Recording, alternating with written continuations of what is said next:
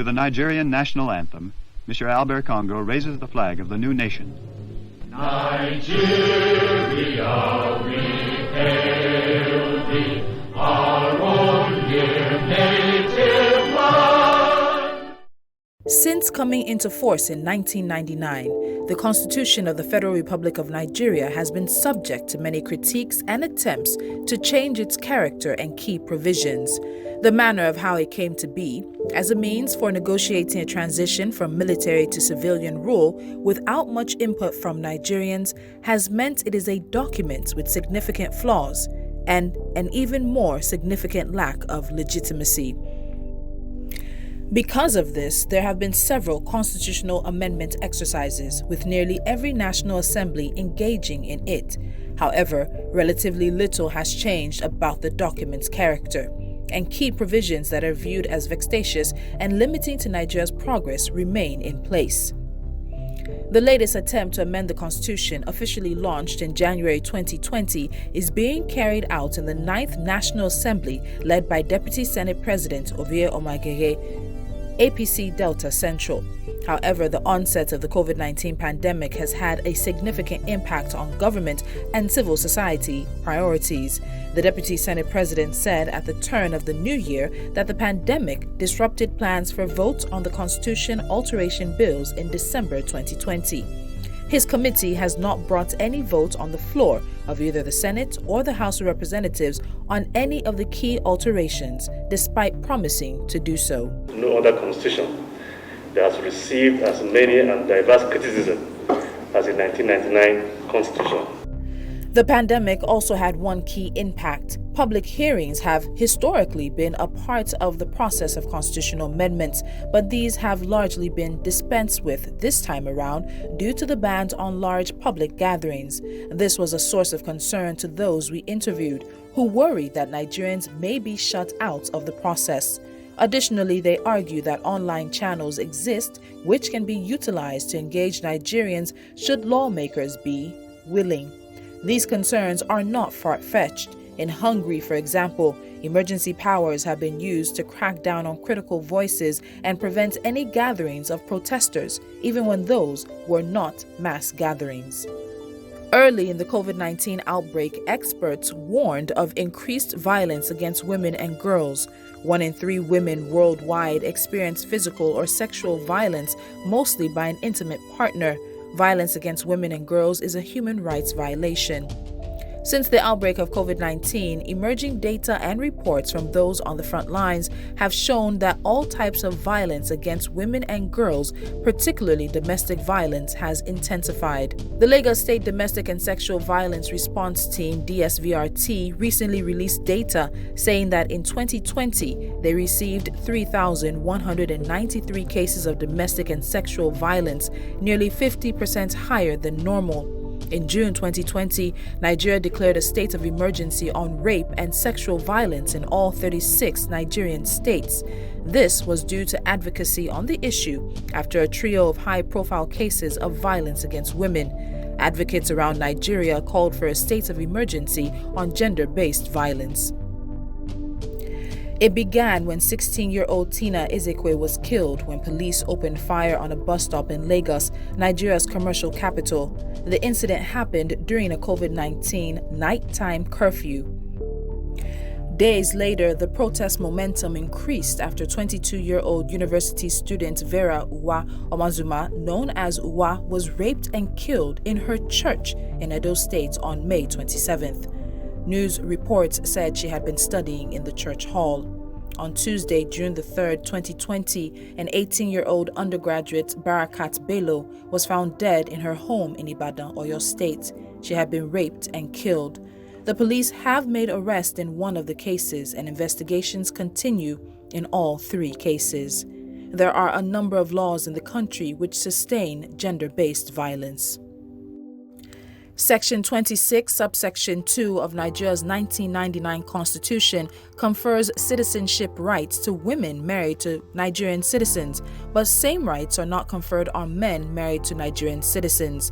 Going by this provision, men married to Nigerian women can only become Nigerian citizens by naturalization, which takes at least 15 years.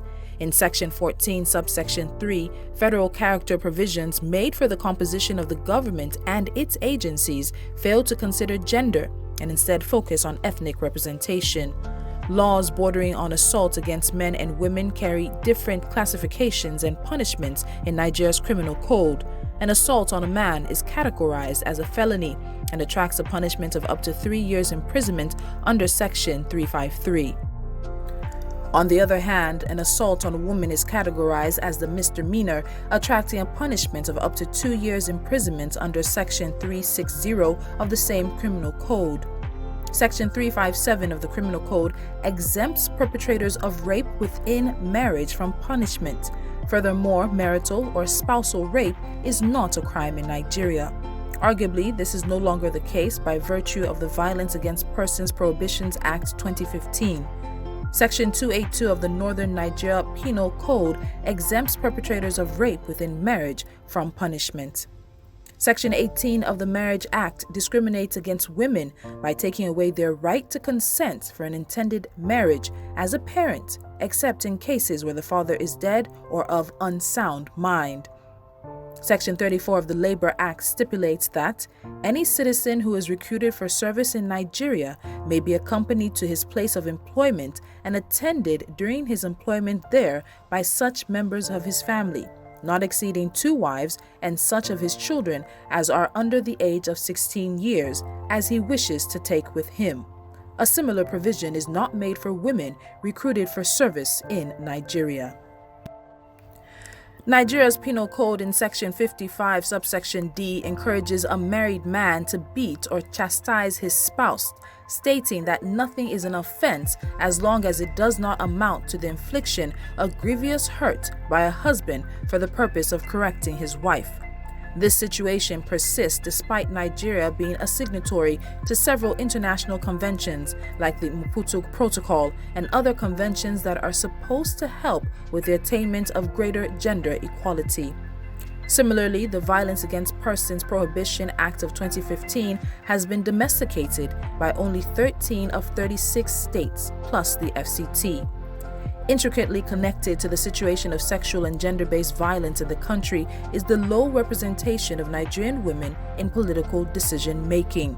According to the Interparliamentary Union, Nigeria ranks 179th out of 187 countries in the percentage of women in parliament.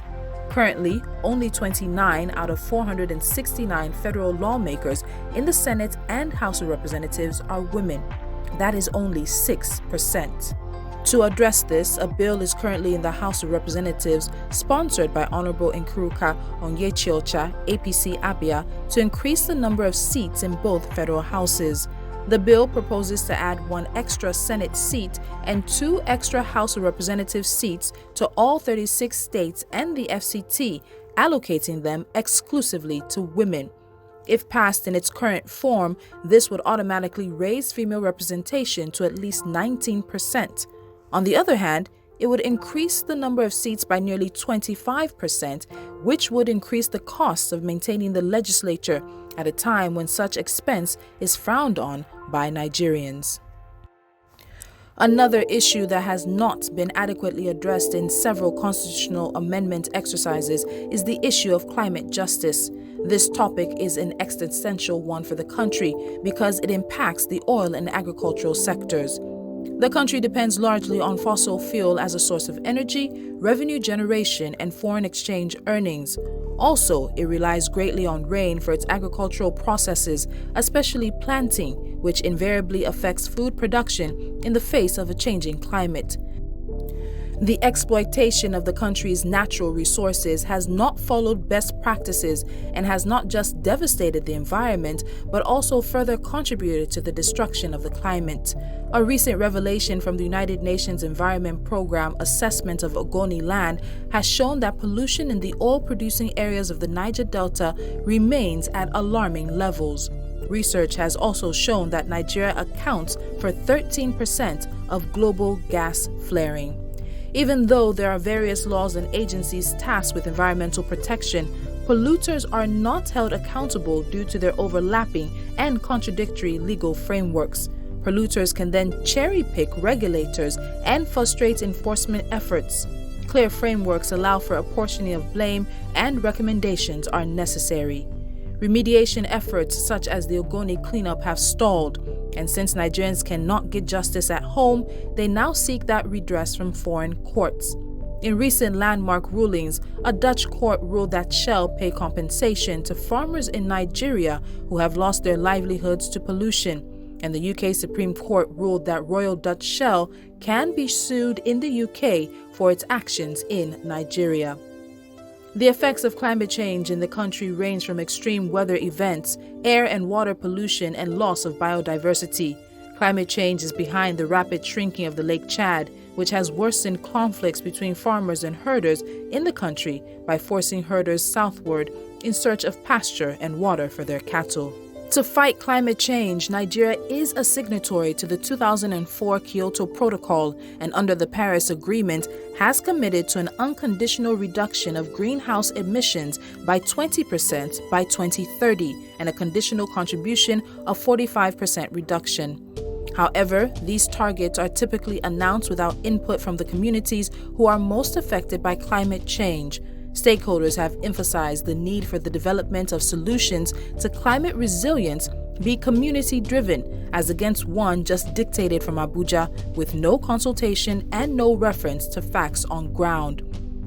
This disconnect is also seen when talking about transitioning to green energy. Transition efforts should take into consideration readiness issues due to finance, culture, and a gender divide which sees men more likely to pay for gas and electricity, while women are more likely to pay for dirtier fuels. The report also noted that higher education attainment is also correlated with the use of cleaner fuels, while lower educational attainment women prefer dirtier fuels. In the end, observers are of the opinion that in the field of competing political priorities, themes on natural resource management do not rank very high. One of the major issues that impedes progress on constitutional amendments is the high level of legislative turnover. Over 60% of federal legislators do not retain their seats from one assembly to another. This also affects key legislation like passage of the Petroleum Industry Bill, as well as allowing poor legislation to continue to surface, like the various attempts to regulate social media.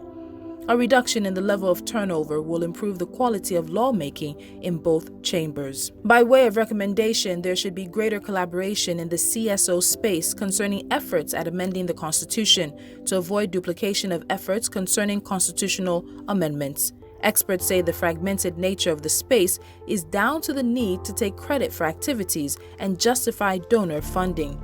Nigeria is also seen as a low-trust society, and there is a growing generational divide that pits older activists against the younger generation. By way of recommendation, there should be greater collaboration in the CSO space concerning efforts at amending the Constitution to avoid duplication of efforts. Experts say the fragmented nature of the space is down to the need to take credit for activities and justify donor funding. Nigeria is also seen as a low-trust society, and there is a growing generational divide that pits older activists against the younger generation.